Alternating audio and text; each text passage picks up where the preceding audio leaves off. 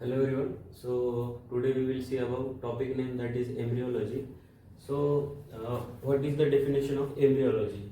So it is a branch of biology and medicine which focuses on or focus on study of embryo and their development. So embryology means जो study of embryology है वो mainly focus करते हैं कौन से point पे, तो embryo पे और उन एम्ब्रियो का जो डेवलपमेंट होता है उस पे. It explore journey from single cell zygote to complex multicellular organism. Embryology हमें वो जर्नी दिखाता है कहाँ से कहाँ तक, from zygote up to complex multicellular organism. Zygote which is formed after formation of union of ovum and sperm. तो ये जो जर्नी होता है zygote from zygote after formation of zygote up to formation of multicellular organism, ये जो journey है वो हमें एम्ब्रियोलॉजी अंडर देखने मिलता है. Embryology tracks how cell divides, grow, specialise into specific tissue and organs.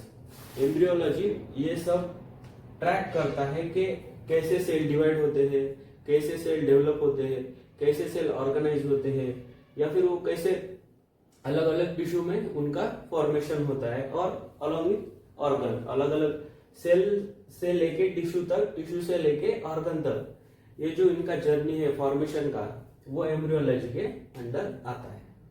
And this is all about definition of embryology. So next part we will see what are the branches of embryology. So there are 5 branches.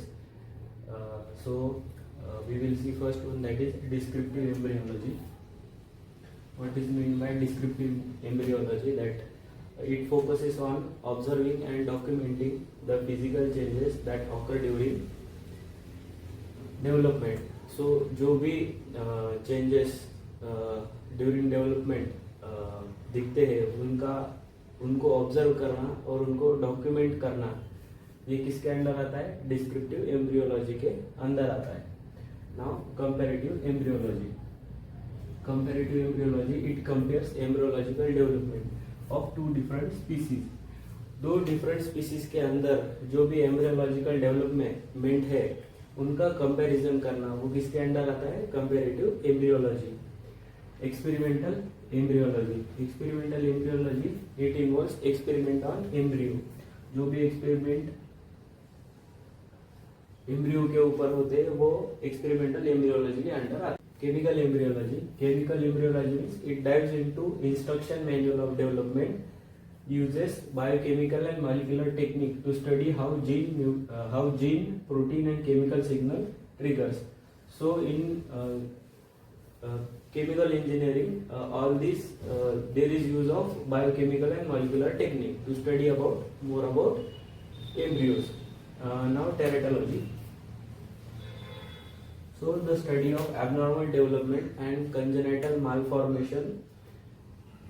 It looks at how gene mutation and environmental factor disrupt the normal pathway. So what are the defects, or which defect come under which category, or what are the malformations, so or what are the abnormal conditions.